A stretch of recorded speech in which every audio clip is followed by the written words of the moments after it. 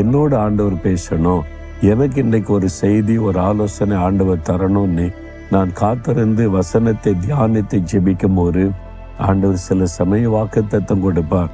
சில சமயம் என் தவறை சுட்டி காண்பித்து என்னை கரெக்ட் பண்ணுவார். சில சமயம் வழி நடத்துதலை தருவார். இப்படி ஆண்டவர் இந்த வசனத்தை கொண்டு என்னோடு பேசுறதுனாலதான் என் வாழ்க்கையில நான் சரியா நடந்து கொண்டிருக்கிறேன். அதனால தான் காரியங்களை வாய்க்க பண்ணுகிறார்.